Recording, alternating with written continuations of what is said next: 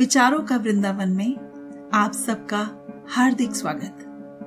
मैं आपकी host Shailja Saxena Oakville Canada से आप सबका स्वागत करती हूँ। एक लंबे समय के बाद आज फिर यहाँ उपस्थित हूँ आप सबके सामने। विचार ये है कि हर कड़ी एक निश्चित विषय या वस्तु पर केंद्रित हो और उसके लिए शुरुआत करना चाहती हूँ मैं प्रेमचंद जी की कहानी पूस की रात से। प्रेमचंद हिंदी साहित्य के वो मूर्धन्य लेखक हैं जिन्होंने उपन्यास और कहानी को एक नई दिशा दी। पूस की रात आप सबने पढ़ी होगी, सुनी होगी।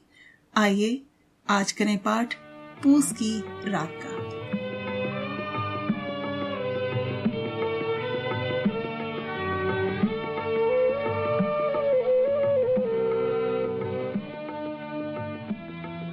हल्कू ने स्त्री से आकर कहा, सहना आया है, लाओ जो रुपए रखे हैं उसे दे दूं, किसी तरह गला तो छूटे।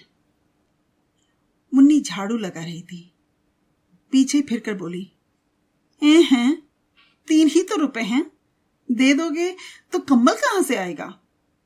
माघ पूस की रात हार में कैसे कटेगी? उसे कह दो फसल पर रुपये दे देंगे, अभी नहीं। हल्कू एक क्षण अनिश्चित दशा में खड़ा रहा। पूस सिर पर आ गया। बिना कम्बल के हार में रात को वह किसी तरह नहीं सो सकता। मगर सहना मानेगा थोड़ी, घुड़कियां जमावेगा, गालियां देगा। बला से जाड़ों मरेंगे, ये बला तो सिर से टल जाएगी। ये सोचता हुआ वह अपना भारी भरकम डील डॉल लिए हुए जो उसके नाम को झूठा सिद्ध करता था, स्त्री के समीप आया और खुशामद करके बोला, अरे ला दे, गला तो छूटे, कम्बल के लिए फिर कोई दूसरा उपाय सोचूंगा। मुन्नी उसके पास से दूर हट गई और आंखें तरेरते हुए बोली, हैं कर चुके दूसरा उपाय, जरा सुनो। कौन उपाय करोगे? कोई खैरात दे देगा कम्बल? ना जाने कितनी बाकी है जो किसी तरह चुकने में ही नहीं आती। मैं कहती हूं जी, तुम क्यों नहीं खेती छोड़ देते? मरमर काम करो, उपज हो तो बाकी दे दो। चलो छुट्टी हुई, बाकी चुकाने के लिए ही तो हमारा जन्म हुआ है ना। पेट के लिए मजूरी करो, ऐसी खेती से बाज आए। मैं रुपये ना दूंगी। हल्कू उदास होकर बोला, तो बता क्या गाली खाऊं? मुन्नी ने तड़प कर कहा, हाँ गाली क्यों देगा? क्या उसका राज है? मगर ये कहने के साथ ही उसकी तनी हुई भौएं ढीली पड़ गईं। हल्कू के उस वाक्य में जो कठोर सत्य था वह मानो एक भीषण जंतु की भांति घूर रहा था। उसने जाकर आले पर से रुपए निकाले और लाकर हल्कू के हाथ पर रख दिए। फिर बोली, तुम छोड़ दो जी अब की खेती। मजूरी में सुख से एक रोटी खाने को तो मिलेगी, किसी की धौंस तो न रहेगी। अच्छी खेती है, मजूरी करके लाओ, वो उसी में झोंक दो और ऊपर से सबकी धौंस। हल्कू ने रुपए लिए और इस तरह बाहर चला मानो अपना हृदय निकाल कर देने जा रहा हो। उसने मजूरी से एक एक पैसा काट कपट कर 3 रुपए कम्बल के लिए जमा किए थे। आज निकले जा रहे थे। एक एक पग के साथ उसका मस्तक अपनी दीनता के भार से दबा जा रहा था। दूसरा दृश्य, पूस की अंधेरी रात। आकाश पर तारे भी ठिठुरते हुए मालूम होते थे।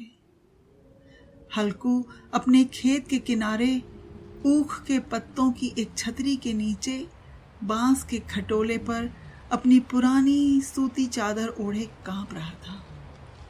खाट के नीचे उसका संगी कुत्ता जबरा पेट में मुंह डाले सर्दी से कूं कूं कूं कर रहा था। 2 में से एक को भी नींद ना आती थी। हल्कू ने घुटनियों में गर्दन चिमटाते हुए कहा, क्यों जबरा, जाड़ा लगता है? कहता तो था घर में पुआल पर लेटा रहे, तो यहाँ क्या लेने आए थे? अब खाओ ठंड, मैं क्या करूं? सोचते थे मैं यहाँ हलवा पूरी खाने आ रहा हूं। दौड़े दौड़े आगे आगे चले आए। अब रो नानी के नाम को। जबरा ने पड़े पड़े दुम हिलाई और अपनी कू कू को दीर्घ बनाता हुआ एक बार जम्हाई लेकर चुप हो गया। उसकी श्वान बुद्धि ने शायद ताड़ लिया कि स्वामी को मेरी कू कू से नींद नहीं आ रही है। हल्कू ने हाथ निकालकर जबरा की ठंडी पीठ सहलाते हुए कहा, कल से मेरे साथ मत आना, नहीं तो ठंडे हो जाओगे। ये रान पछुआ न जाने कहां से बर्फ लिए चली आ रही है। उठूं, फिर एक चिलम भरूं, किसी तरह रात तो कटे। 8 चिलम तो पी चुका। ये है खेती का मजा। और एक भगवान ऐसे पड़े हैं जिनके पास जाड़ा जाए तो गर्मी से घबरा कर भागे। मोटे मोटे गद्दे, लिहाफ, कम्बल, मजाल है जाड़े का गुजर हो जाए। तकदीर की खूबी है साहब, मजूरी हम करें और मजा दूसरे लूटें। हल्कू उठा और गड्ढे में से जरा सी आग निकालकर चिलम भरी। जबरा भी उठ बैठा। हल्कू ने चिलम पीते हुए कहा, पिएगा चिलम? जाड़ा तो क्या जाता है, हाँ जरा मन बहल जाता है। जबरा ने उसकी मुंह की ओर प्रेम से छलकती हुई आंखों से देखा। हल्कू बोला, आज और जाड़ा खा ले, कल से मैं यहाँ पुआल बिछा दूंगा, उसी में घुस कर बैठना, तब जाड़ा ना लगेगा। जबरा ने अगले पंजे उसके घुटनों पर रख दिए और मुंह के पास अपना मुंह ले गया। हल्कू को उसकी गर्म सांस महसूस हुई। चिलम पीकर हल्कू फिर लेटा और निश्चय करके लेटा कि चाहे कुछ हो अब की सो जाऊंगा। पर एक ही क्षण में उसके हृदय में कंपन होने लगा। कभी इस करवट लेटता, कभी उस करवट, पर जाड़ा किसी पिशाच की भांति उसकी छाती को दबाए हुए था। जब किसी तरह ना रहा गया तो उसने जबरा को धीरे से उठाया, उसके सिर को थपथपाकर अपनी गोद में सुला लिया। कुत्ते की देह से जाने कैसी दुर्गंध आ रही थी, पर वह उसे अपनी गोद से चिमटाए हुए ऐसे सुख का अनुभव कर रहा था जो इधर महीनों से उसे न मिला था।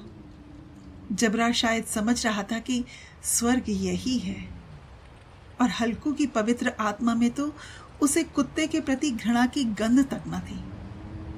अपने किसी अभिन्न मित्र या भाई को भी वह उतनी ही तत्परता से गले लगाता। वह अपनी दीनता से आहत न था जिसने आज उसे इस दशा में पहुंचा दिया।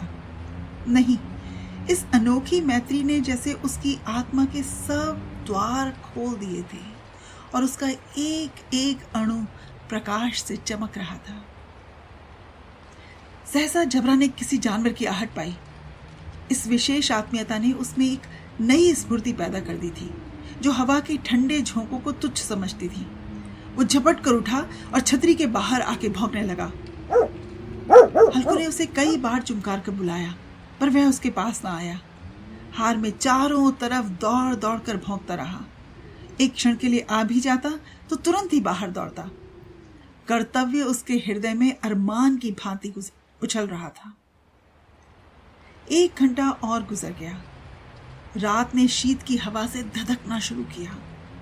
हल्कू उठ बैठा और दोनों घुटनों को छाती से मिलाकर सिर को उसमें छिपा लिया। फिर भी ठंड कम ना हुई। ऐसा जान पड़ता था सारा रक्त जम गया है, धमनियों में रक्त की जगह हिम बह रहा है। उसने झुककर आकाश की ओर देखा। अभी कितनी रात बाकी है। सप्तऋषि अभी आकाश में आधे भी नहीं चढ़े थे। ऊपर आ जाएंगे तब कहीं सवेरा होगा, यानी अभी पहर भर से ऊपर रात है। हल्कू के खेत से कोई एक गोली के टप्पों पर आम का बाग था। पतझड़ शुरू हो गई थी। बाग में पत्तियों का ढेर लगा हुआ था। हल्कू ने सोचा, चलकर पत्तियां बटोरूं और उन्हें जलाकर खूब तापूं। रात को कोई मुझे पत्तियां बटोरते देखे तो समझे कोई भूत है। जाने कोई जानवर ही छिपा बैठा हो, मगर अब तो बैठा रहा नहीं जाता। उसने पास के अरहर के खेत में जाकर कई पौधे उखाड़ लिए और उनका एक झाड़ू बनाकर हाथ में सुलगता हुआ उपला लिए बगीचे की तरफ चला। जबरा ने उसे जाते देखा तो पास आया और दुम हिलाने लगा। हल्कू ने कहा, अब तो नहीं रहा जाता जबरू, चलो बगीचे में पत्तियां बटोर कर तापें, गरम हो जाएंगे तो फिर आकर सोएंगे, अभी तो रात बहुत है। जबरा ने कूं कूं करके सहमति प्रकट की और आगे आगे बगीचे की ओर चला। बगीचे में घुप अंधकार था और अंधकार में निर्दय पवन पत्तियों को कुचलता हुआ चला जाता था। वृक्षों से ओस की बूंदें टप टप टप नीचे टपक रही थी। एकाएक एक झोंका मेहंदी के फूलों की खुशबू लिए हुए आया। हल्कू ने कहा, हाँ, कैसी अच्छी महक आई जबरू, तुम्हारी नाक में भी कुछ सुगंध आ रही है क्या? जबरा को कहीं जमीन पर एक हड्डी पड़ी मिल गई थी, उसे चिचोड़ रहा था। हल्कू ने आग जमीन पर रख दी और पत्तियां बटोरने लगा। जरा देर में पत्तियों का एक ढेर खड़ा हो गया। हाथ ठिठुरे जाते थे, नंगे पांव गले जाते थे और वह पत्तियों का पहाड़ खड़ा कर रहा था। इसी अलाव में वह ठंड को जलाकर भस्म कर देगा। थोड़ी देर में अलाव जल उठा। उसकी लौ ऊपर वाले वृक्ष की पत्तियों को छू छू कर भागने लगी। उस अस्थिर प्रकाश में बगीचे के विशाल वृक्ष ऐसे मालूम होते थे मानो उस अथाह अंधकार को अपने सिरों पर संभाले हुए हों।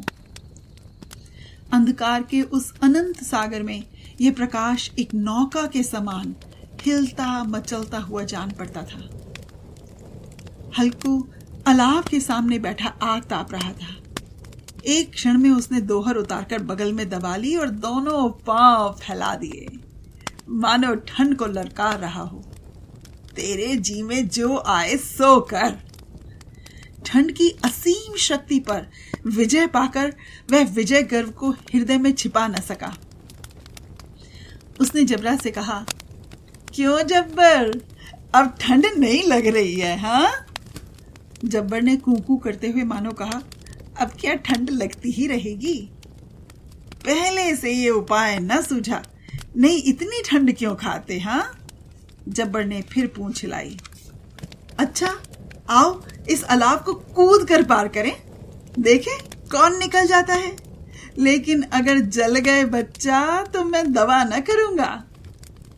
जब्बर ने उस अग्नि राशि की ओर कातर नेत्रों से देखा। और मुन्नी से न कह देना, नहीं तो कल वो लड़ाई करेगी। ये कहता हुआ वह उछला और उस अलाव के ऊपर से निकल गया। पैरों में जरा लपट लगी पर वह कोई बात न थी। जबरा आंख के गिर्द घूमकर उसके पास आ खड़ा हुआ। हल्कू ने कहा, चलो चलो, इसकी सही नहीं, ऊपर से कूद कर आओ। वह फिर कूदा और अलाव के इस पार आ गया। अगला दृश्य। पत्तियां जल चुकी थीं। बगीचे में फिर अंधकार छाया था। राख के नीचे कुछ कुछ आग बाकी थी, जो हवा का झोंका आ जाने पर जरा जाग उठती थी, पर एक क्षण में फिर आंखें बंद कर लेती थी। हल्कू ने फिर चादर ओढ़ ली और गर्म राख के पास बैठा हुआ एक गीत गुनगुनाने लगा। उसके बदन में गर्मी आ गई थी, पर ज्यों-ज्यों शीत बढ़ती जाती थी, उसे आलस से दबाए लेता था। जबरा जोर से भौंक कर खेत की ओर भागा। हल्कू को ऐसा मालूम हुआ कि जानवरों का एक झुंड उसके खेत में आया है। शायद नीलगायों का झुंड था। उनके कूदने दौड़ने की आवाजें साफ कान में आ रही थी। फिर ऐसा मालूम हुआ वे खेत में चर रही हैं। उनके चबाने की आवाज चर्र चर्र चर्र चर्र सुनाई देने लगी। उसने दिल में कहा, नहीं, जबरा के होते हुए कोई जानवर खेत में नहीं आ सकता। नोच ही डाले वो तो। मुझे भ्रम हो रहा है। कहा, अब तो कुछ नहीं सुनाई दे रहा। मुझे भी कैसा धोखा हुआ। उसने जोर से आवाज लगाई, जबरा, जबरा। जबरा भौंकता रहा, उसके पास ना आया। फिर खेत के चले जाने की आहट मिली। अब वह अपने को धोखा ना दे सका। उसे अपनी जगह से हिलना जहर लग रहा था। कैसा गरमाया हुआ बैठा था। इस जाड़े पाले में खेत में जाना, जानवरों के पीछे दौड़ना असूझ जान पड़ता था। वह अपनी जगह से नहीं हिला। उसे जोर से आवाज लगाई, हा, हा, हा, हा, चलो, हा। जबरा भौंक उठा। जानवर खेत चल रहे थे। फसल तैयार है। कैसी अच्छी खेती थी, पर ये दुष्ट जानवर उसका सर्वनाश किए डालते हैं। हल्कू पक्का इरादा करके उठा और 2-3 कदम चला, पर एकाएक हवा का ऐसा ठंडा चुभने वाला बिच्छू के डंक का सा झोंका लगा कि वो फिर दौड़ के बुझते हुए अलाव के पास आ बैठा और राख को कुरेद कर अपनी ठंडी देह को गरमाने लगा। जबरा अपना गला फाड़े डालता था। नील गाय खेत का सफाया किए डालती थी और हल्कू गर्म राख के पास शांत बैठा हुआ था। अकर्मण्यता ने रस्सियों की भांति उसे चारों तरफ से जकड़ रखा था। उसी राख के पास गर्म जमीन पर वह चादर ओढ़कर सो गया। सवेरे जब उसकी नींद खुली तब चारों तरफ धूप फैल गई थी और मुन्नी कह रही थी, हे, अरे क्या सोते ही रहोगे तुम यहाँ आकर रम गए और उधर सारा खेत चौपट हो गया। हल्कू ने उठकर कहा, क्या तू खेत से होकर आ रही है? मुन्नी बोली, हाँ, सारे खेत का सत्यानाश हो गया। भला ऐसा भी कोई सोता है? तुम्हारे यहाँ मड़ैया डालने से क्या हुआ? हल्कू ने बहाना किया, मैं मरते मरते बचा और तुझे अपने खेत की पड़ी है। पेट में ऐसा दर्द हुआ कि मैं ही जानता हूं।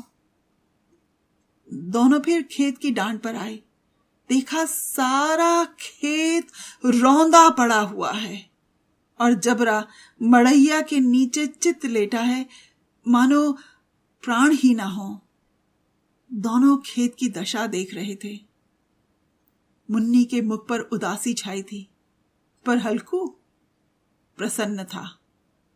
मुन्नी ने चिंतित होकर कहा, अब मजूरी करके माल गुजारी भरनी पड़ेगी। हल्कू ने प्रसन्न मुख से कहा, रात